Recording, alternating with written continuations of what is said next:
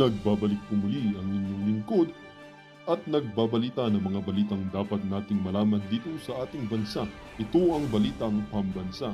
Atin ngang matutunghayan sa channel na ito kung ano ang nangyayari sa loob ng ating gobyerno at syempre tumutulong na rin sa ating mga mamamayan na malaman ang katotohanan dahil mayroon tayong karapatan na malaman ang tunay na nangyayari sa ating bansa.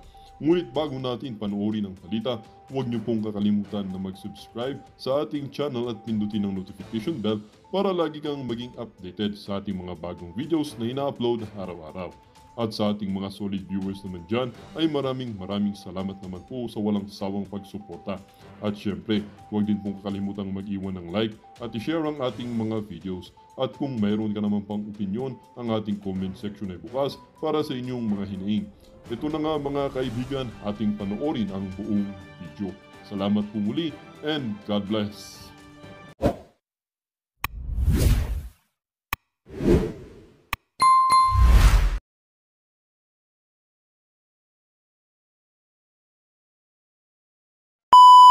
Ng Comelec sa Malota, hindi ho siya nakapag-file ng COC. Pero ang atin ho dito mga kababayan, malamang sa malamang, ramdam na ho nitong si Tambaluslos na napakalakas dyan sa First District ng Leyte. Itong si Ma'am Nene Bacalip. Ayun na nga mga kababayan, pasadaan ho na muna natin ng mabilisan itong video na to ni Sir Ted Pailon kaugnay doon sa mga politiko na magnanakaw ng identity. Heto, pakinggan ho natin ito mga kababayan. Mga guerrilla operations po ng Philippine Offshore Gaming Operations, no? Itong mga pogo na ito. At maliban dyan, ilang pa hong mga isyong pambayan na napaka-importante dahil nga ito po yung isyong umubos din po sa pagkarami-raming oras ng dalawang kapulungan ng Kongreso. In fairness po naman, meron pong nahita kahit papaano doon po kay Alice Goo, nalantad yung katotohanan ng kanya pong mga pamemeke. Ngayon po kasi sa ating live chat dito, may mga nag-aaway-aaway tungkol dun sa isang kandidato na kesyo, huwag niyo iboto kasi. Ganun lang ako kasimple mga kababayan. Huwag niyo hong iboto yung mama na yan. Sino pa ba yung kandidato na ngayong mga panahon? No? Kung hindi man itong si Erwin Tulfo ang tinutukoy na itong si Manong Ted, tayo ho, yan ang tinutukoy natin.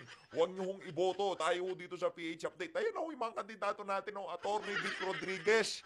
Para sa mga magsasabi na hindi kalinya, hindi nakaayon sa prinsipyo ni dating Pangulong Rodrigo Duterte, ang mga pinaglalaban nitong si Atty. Vic Rodriguez. Sabay, mag-isip-isip ho muna kayo. Nag-aaway-aaway sila. Doon daw ho sa mga inihahalin tulad kay Alice. Atty. Vic, Senator Christopher Bongo. Sino pa? Itong si Atty. J.V. Hinlo. O sino pa ho ba? Ito pa. Itong si Senator Bato de la Rosa. Sunod-sunod ho yan. Ilista nyo na. Buo na pamemeke ng nasyonalidad o something. Kasi nga, huwag nyo nang iboto na kayo umasa sa amin dito. Alam nyo na dahilan. Sige. Sorry na lang, Erwin Tulfo, Ayaw nitong si Manong Ted doon sa mga namimeke ng nagnanakaw ng identity. Hindi mo pa sinagot kasi. Kaya mo pa hanggang sa ngayon, hindi mamatay-matay ang issue na yan na magnanakaw ka ng identity. Sino si Sylvester? Sino si Eric Sylvester? Di umano, base dito kay, ano pangalan to? Binibining Maharlika, doon sa mga naglabas ang dokumento. Na kung saan makikita ang pangalan mo, nakapirma ka doon sa ilalim. Sino si Sylvester? Sino si Eric Sylvester? Hindi mamamatay ang issue na yan. Tandaan mo, Erwin Tulfo. Hanggang sa kahit tapos na tong eleksyon na to, hindi matatapos yan. Ang problema kasi, naging gahaman kayo. Meron na kayong blue passport. Humawak kayo ng pwesto sa gabinete. Tapos, nasa gabinete na kayo, wala ka pa kayong ibalak na i-renounce ang pagiging Amerikano nyo. Anak ng toko, wag mong ganon. Nabisto kayo tuloy. Asa sa inyo na po yan. Okay. Ay, naman idamay dyan. Basta ako hindi ko rin boboto yun. Okay. Sige. Yari. So, inaantay pa natin si Yusek Gilbert. Pero may Naku, napakalaking ano ho nun, napakalaking dagok ho nun, kahit sabihin natin popular tong mama na to. Panigurado sa mga susunod na survey na maglalabasan, makikita nyo ho itong ano na to, itong best actor natin ngayong January, bababa ho yan sa survey. 100%. Eto mga kababayan, rekta ho tayo dito kay dito kay Congressman Rodante Marcoleta. Kasi ano ho ito kumbaga, talagang ramdam ho natin yung insecurity, takot ni Tamba dito kay Ma'am Nene Bacale. Ang problema dito, hindi pinalaki ho siguro ng magulang niya itong si Tamba na walang kalaban, spoiled brat. Pagka merong itinatapat sa kanya natatrabaho. Hindi ko sinasabing pinapatrabaho natatrabaho, nawawala na lang ng parang bula sa listahan. Pakinggan ho natin itong si Congressman Rodante Marcoleta. Pero ang atin ho dito, kung sakaling matuloy ang kandidatura na to ni Ma'am Nene Bacale, sure win na ho yan. Matatalo ho niya itong si Tamba. Kasi base ho dito sa ating mga nakikita nito, malamang sa malamang, yung mga kababayan na ho natin dyan sa lugar ni Tambaluslos, mulat na ho sila. At sinusuka din ho nila maging yang si Tambaluslos. Pakinggan ho natin kung anong ginawa ng COMELEC. Gagalaw ba naman yung COMELEC kung walang kumpas ng mga makakapangyarihang opisyal ng pamahalaan, di ba? Eto, under ho yan ng, saan ba naka-under yung COMELEC? Ganun lang naman ho yun mga kababayan. Hindi ho gagalaw ang COMELEC kung walang kumpas ng mga makakapangyarihang politiko. Eto ho, pakinggan ho natin itong si Congressman Rodante Marcoleta. Talagang nangangako na humihingi ng pahintulot na gamitin nila yung aking larawan na isasama. Tama po. Ano naman ang masasabi ko, kundi ako'y magpasalamat na lang sa kanila. Yun naman. Kung inaakala po ninyo ako na makakadagdag po ako sa inyo ang aking pagmumuka. Kung inyo pong mapagpapasensyahan, ako po ay magpapasalamat sa inyo. Ayun, Pero ito, iba naman itong nag-text sa akin, Jen. Opo, ano sabi naman ko? Oo. Kanina pang umaga ito, mabuti siguro, banggitin na rin natin, Opo. Ito ay kumakandidato na congresswoman Okay. Opo. sa Yun si Atty. Vic, number 55, panalo. sa distrito na Ayun si Congressman Rodante Marcoleta. Yan na nga ba sinasabi natin? Kong! Wala na, lumampas na. Pero paikot-ikot lang yan, Kong. Gusto ko linalagay dyan yung pagmumukha nitong si Kong Dante. Ang dali lang yung ko lang I-steady ko lang kasi dumadagdag yung kagwapuhan natin pagka nakikita natin dyan yung litrato nitong si Kong Dante. O yan, di ba? Dumadagdag yung ating kapugian. Parang yung lang ho yan, yung mga kandidato na isinasama yung pagmumukha nila sa mga yung pagmumukha nitong si Kong Dante sa kanila mga tarpaulin. Pumupugi sila, tayo pumupugi din pagka naisasama natin sa ating mga video yung pagmumukha na yan ni Kong Marcoleta. Pumugi ho ba ng tatlong guhit itong si PH Update dahil ilang Marcoleta yan, dalawa yan, isa, dalawa Huwag niyo kong kalimutan, number 38 yan. Yan ho talaga yung pangdiinan, ika nga. No? Kung naghahanap po kayo ng senador na kumbaga reliable, kumbaga sa sasakyan, kahit saan mo pa idaan yan, hindi basta-basta nababalahaw yan, ika nga, di ba? Hindi basta-basta tumitirik yan. Kung naghahanap po kayo ng senador ngayong mga panahon na to, ilagay nyo ho sa number 1 na balota nyo, Congressman Rodante Marcoleta. At ito pa hong isa na to, naku, teka lang Ito walang halong pambobola, ika nga. Yang mama na yan, itong si Atty. Vic Rodriguez, nakita nyo ho yung interview niya dito kay Karen Davila. Napanood nyo ho kung paano niya salansanin. Marami yung nakumbinsi. Pati yung mga bumabanat sa kanya, nakumbinsi, mantakan nyo. Ganon kagaling itong si Atty. Vic. Pati yung mga bumabanat sa kanya, naku, ano yan? Hindi pwedeng pagkatiwalaan yan, yung si Vic Rodriguez. Naku. Ngayon, kumbinsido na ho. Ibuboto na ho nila. Yan na nga ba sinasabi natin, palakpakan? Sinasabi ko sa inyo, yung bilis nyong mga judgmental kayo kagad. Di nyo pa nakilatis na maigi yung tao. Noon pa lang ho mga kababayan, Maisog Pampanga pa lang, sinusubaybayan na ho natin yung mama na yan. Kaya tayo ho'y nakakagarantiya dito na yung mama na yan, kung posisyon lang ang hanap niyan, tumango-tango lang yan kay Lisa Araneta Marcos. Anong gusto nyo, madam? Opo, walang problema. Basta executive secretary ako. Gusto nyo yung anong pangalan to? Yung sa PCSO? Walang problema. Pirma kagad yan, di ba? Executive secretary. Pero hindi ho niya ginawa yun. Sa tingin nyo, mapapalapit yan sa mga Duterte kung walang prinsipyo. Yan sinasabi ko. Noong angas kasi. Kung sana'y lumalaban ng Congress. Hindi, pero nakita ko yung mga comment kasi binabasa ko yung mga nag-comment doon sa video ni Atty. Vic sa ABS. Nakita ko natin, grabe, napakaraming comment. Napakarami hong comment na pati yung mga bumibira dati sa kanya, nag-comment doon na wala ka sa listahan ko pero ngayon kasama ka na. Di ba? Palakpakan. Siyempre, lang namang etong si Pastor Kibuloy, iyan ang the best. Isa pa ho yan sa mga the best natin, ika nga. Isa yan sa pinakamalapit kay Tatay Digong, kaya sigurado pagka napunta sa Senado yan, hindi gagawa ho ng kabalastugan yan. Siyempre, alangan naman. Habang nagsasalita siya para 2 times ang kapugian natin, wag ho natin tanggalin yung kwento. Man, ang aming Speaker Martin Romualdez. Tacloban po. Sa Tacloban, ano? Ipinakita niya sa akin itong kopya ng official ballot.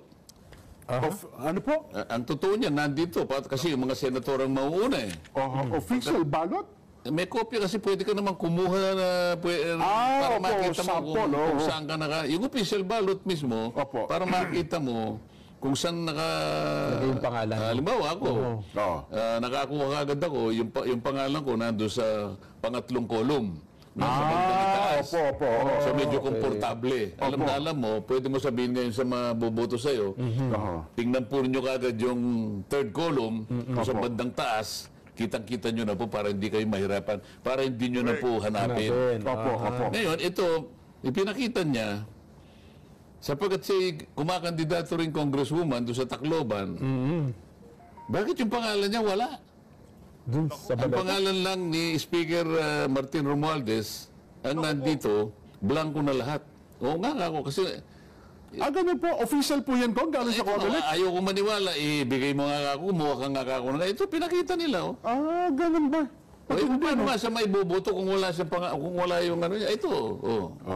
Susulat na lang, Nene Bacale. Hindi pwede yun. Pati nga. Ayan, oh. Sa bandang ibaba ng mga senators. Oo nga. Sana kung may ano natin. One na nakalagay eh. Di ba yung 536 pala naman, i-forward natin kay I-forward Direk. natin kay Para Direk. baka sabihin, para ito ma-appreciate ng ating mga viewers, ano? Oo, At kasi nakasubaybay sa ayaw palatuntunan. ko ngang maniwala eh. Bakit naman ka ako hindi? Yang si Ma'am Nene, itinaas ho yan ang kamay nitong si dating Pangulong Rodrigo Duterte, kasabay ho nitong si Atty. Vic Rodriguez at nitong si Congressman Rodante. Itinaas ho yung kamay niya. At etong si Bibi Sara, nung natapos na ho ang panggugulo ng mga aso ni Tamba sa mga tauhan ng OVP, nagpunta ho diyan si Ma'am Nene Bacale. Tinaas din ho ni Bibi Sara ang kanyang kamay. Kaya kung tayo ang tatanungin dito, sure win na yan. Wala nang wala nang maraming cheche-bureche, panalo na yan si Ma'am Nene Bacale. Hindi, baka ako hindi ka talaga nag-file ng COC.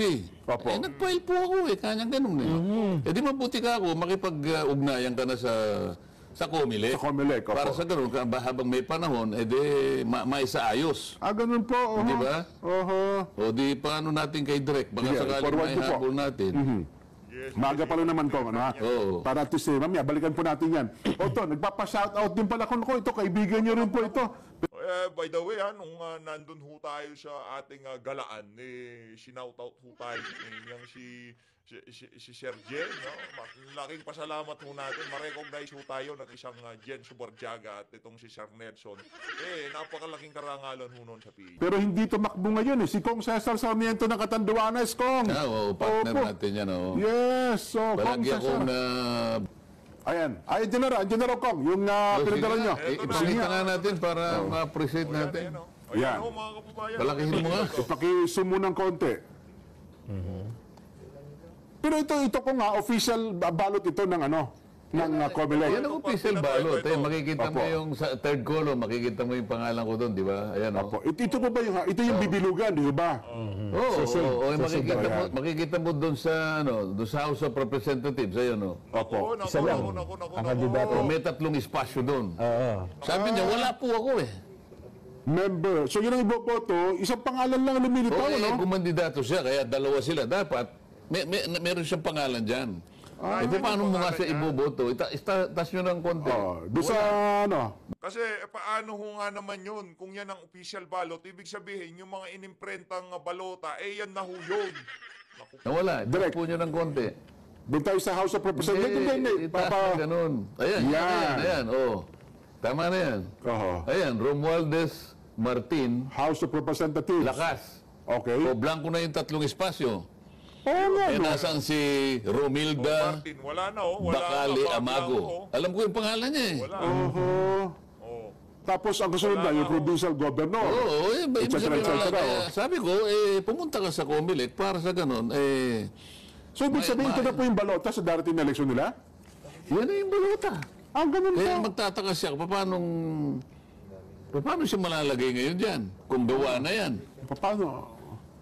O ano, paano siya makakakuha ng Gagawa na lang ng para idikit, ganun. Kasi paano itong mga naunang na-print na to? Sayang ito. Oo nga, no? Tatanong siguro natin sa COMELEC, bakit nga siya wala?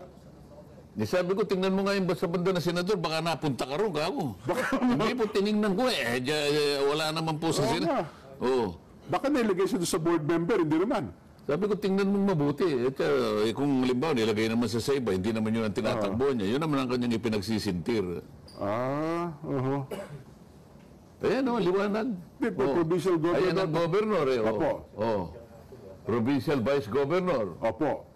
Member ng Sangguniang, Sangguniang Panlalawigan, Panlalawigan. board Nandyan. Pero member. nung una yung member ng House of Representatives, wala siya dun. Hindi pa tapos ito kung baka nakauna lang sa kumuha tapos biniprint na. Hindi ko kaya ganun. Ewan ko, kasi pareho lang nung sa akin. Kaya lang yung sa akin, putol lang, hindi na sinama itong nandito. Yung sa baba, kasi Pinakita lang senatorial nila. balls ang ano. Kasi ang importante lang naman sa akin, makita ko kung saan ako, anong column ako nakalagay. Opo. Anyway, Kong, siguro, i-follow up siguro. Ano po pangalan, Kong, nung tao? Romilda Bacali Amago. Ito yung babae. Okay. Na siya lang ang tanging lumaban sa speaker. Opo. Nako. Kaya ako na-memorize yung pangalan niya eh. Oh. Siya lang naglakas loob na lumaban kay Speaker kapag yung representante ng Tacloban City. Di mo ba hangaan yun? Isipisipo, nilaban niya, Speaker of the House of Representatives. Oo nga, no? Kahanga. Kaya nga nung umano siya sa akin, baka naman hindi ka ako talaga nag-file. Hindi po kanya, pupunta ko dyan, sasama ko yung abogado, bilisan mo. Oo nga, no? Ang problema ko lang dito, paano yung mga na-print na? Yun ang sinasabi ho natin dito. Paano ho yung mga na-print na? Teka, usog kita ng konti dito para kita tong si Kong Dante. Gusto ko kasi nating pakita na yung alin na yan, sinusuportahan ho yan ni Tatay Digong. Pero hindi ho siya bumabanat sa social media. Kaya wag ho natin siya hanapin na kailangan bumanat siya. Oo nga. Na wala yung pangalan niya. Kung gawa na ito, sana man lang first batch pa lang ang nagawa. Correct. Okay, no? Baka bigyan lang siya ng sample. Sana man lang, lang yan, siguro mga ilang daang libo lang yan para ipakita sa kung may mali o wala. At pagkatapos na nakita na walang mali o may mali, i-edit, i-adjust pagkatapos. Pag wala nang nagko-complain, at saka ngayong gawin. O baka na may takdang panahon para lang, ito nga, para ipakita sa ating lahat, di ba? Opo, sana, Kong. At least yun, ipakita natin. Baka naman, ang COMELEC naman nanonood sa atin, Kong. Paki-call na lang po natin ng attention.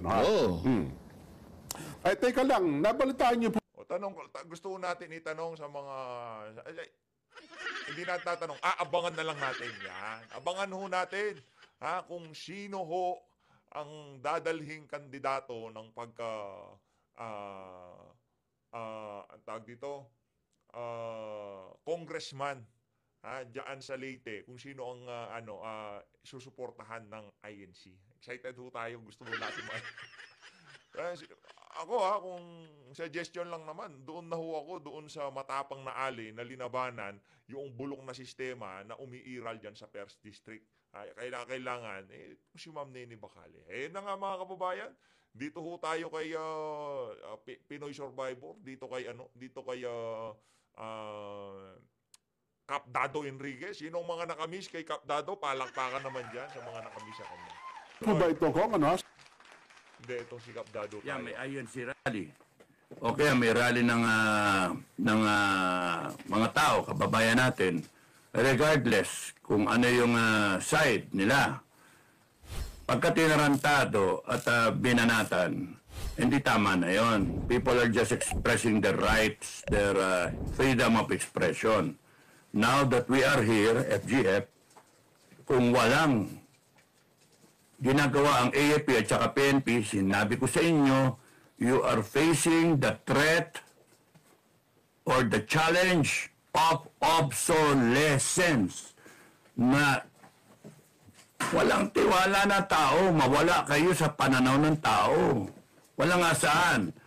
Na-experience namin yan noong 1980s, no? 1986, 83 to 86. Nung wala na, ang abuso na noon, maraming mga ganap-ganap noon, ang mga tao kumiling sa NPA. Doon naniniwala, wala na AFP at PNP. Abusado. Yun yung dating. Kaya pumasok yung RAM para mabago. Wala nga yung RAM. Wala. Kaya nga sinasabi ko, AFP, PNP, sa tagal-tagal ninyo na mag-isip ng tama, sa tagal-tagal ng mga commander ninyo na mag-isip ng tama at pumapayag pa kayong gamitin kayo sa masama at para ipagpatibay ang ginagawa ng administrasyon na pagnanakaw, ay hindi kayo kumikilos, ayun, nawawala yung tiwala ng taong bayan sa inyo. In a meeting, sinabi ko nga, bakit ba kayo anong-ano sa AFP tsaka sa PNP na manguna? Hindi naman manguna. Nasabi nga nila, we are apolitical. We will uphold the Constitution. We are not loyal to the President, but we are loyal to the government. Alam niya yan. Kung kumilos kasi kayo noon, AFP, PNP, at di kayo nagpagamit kay Tambaluslos, o kung kanino man, hindi nawala yung ginto. Nang usapan nyo, nasaan yung pinagbilan ng ginto? Ilan pa yung natitirang ginto? Hindi nawala yung PhilHealth na 60 billion. Naharang ng Supreme Court, 90 billion yung transfer, naharang yung 30, yung 29.9 billion, 60 billion na ilipat na. Ang Pilipino, mabagal magreklamo Ayun, nailipat yung 60. Ngayon, pinababalik yung Supreme Court. Ang tanong, nasa na? Hindi pa binabalik. So bakit kinakailang umutang para bayaran yung 60 billion na yun, ibabalik sa PhilHealth? Tapos zero budget pa ang PhilHealth ngayon.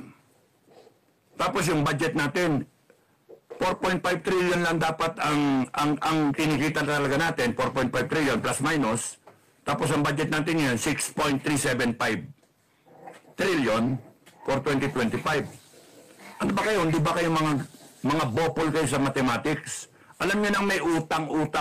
Alam nyo nang nagdedelikado buong mundo. Nagkakaroon ng krisis sa buong mundo. And here you are, babanatan nyo ng 6.375 budget na kung pinirmahan, kung ano binito, wala pang kakwenta-kwenta, tapos zero budget pa rin ng PhilHealth, tapos kayo, nandun pa rin yung mga ayuda nyo. Mga animal kayong magnanakaw kayo. Kaya galit sa inyo taong bayan Di bali, matatapos din kayo. Delikado na kayo, delikado kayo. Sasampalin namin kayo sa luneta. Tutusok-tusukin namin kayo. Ha? Kayong mga congressman na sobrang abuso, delikado na kayo. Kahit sagutin nyo ako, pagbintangan nyo pa ako ng kung ano-ano, siraan nyo ako, wala na. Wala na magagawa yun. Napakarami ng Pilipino ang galit na galit sa inyo. Correct. Na, amay kayo. Mamamatay kayo sa sampal. Mamamatay kayo. Pagka Unahin natin yung mga matatabang buhay. ng habang buhay na hindi man kayo sa paglapastangan ninyo sa konstitusyon ng taong bayan, sa pag-api ninyo ng mga kababayan, mamamatay kayo sa hirap, sa sobrang hirap. Imagine yung for life kang pahirapan, ay naku kayo lahat, congressman, yari kayo. Patay kayo. No?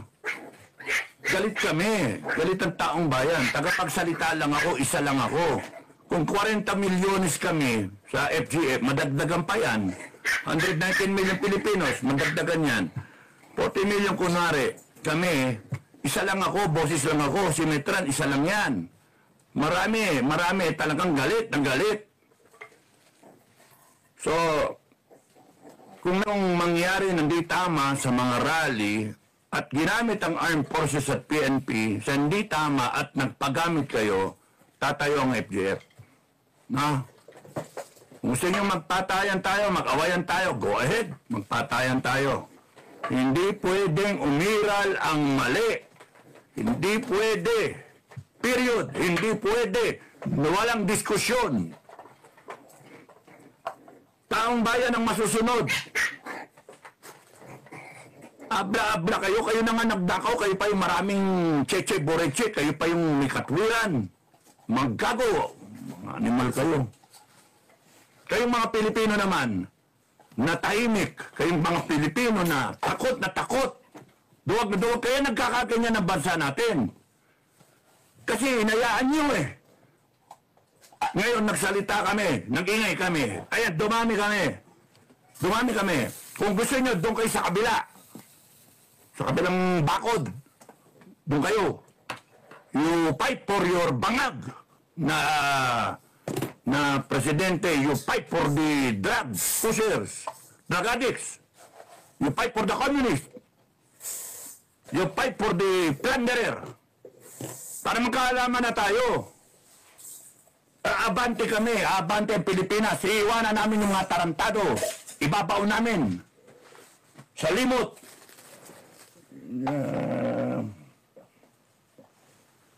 Ibabaw namin sa limot. Ay, nako. Kayo pa galit? Kayo pa may katwiran? Binibira ninyo yung nagre-reklamo, yung gustong ituwid ang Pilipinas, titirahin ninyo. Samantalang yung mga nagnanakaw, hayop kayo, pati kayong mga vlogger, mga troll, lahat kayo. Kung kinakailan kayo Stop it. sisilaban namin That kayo. is a purpose for CESA. Until today, that purpose is being pursued. Magpakita Nako, kinakabahan na yung iba dyan. That's all the message that I want to leave you. Thank you, sir. Rest assured that every member of this committee will bear in mind that country first. Yun din po ang aming pinaglalaban dito, that we will be fighting for this country. This is the only country that we have. And basically, napag-usapan po yung CESA, the APAB, and the APECO. And we will be, actually, medyo hindi na po siya germane doon sa pinag-usapan natin sa PAG4. But we have seen that the IGL, which is the interactive gaming license that was issued by CESA, is just a part of the whole economic package of CESA and all other economic zone, and thereby the project, which is highly regulated and territorial. With that, we agree with the good senator, the purpose of trying to scatter the economic zone in the different part of the country. But our discussion will only focus on the ills of these POGOs.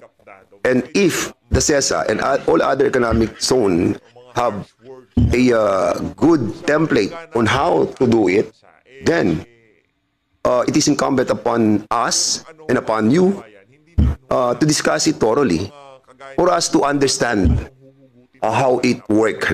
And yes, I follow your statement, Madam Katrina. And with your indulgence, I think we need your expertise. And we will see. Along the way, we will see if there are some violations or there are some perfection of the actual operation, then we will be guided accordingly. So, Madam Senator Juan Ponce Enrile, we know your vision, and we are very thankful. And with this, I think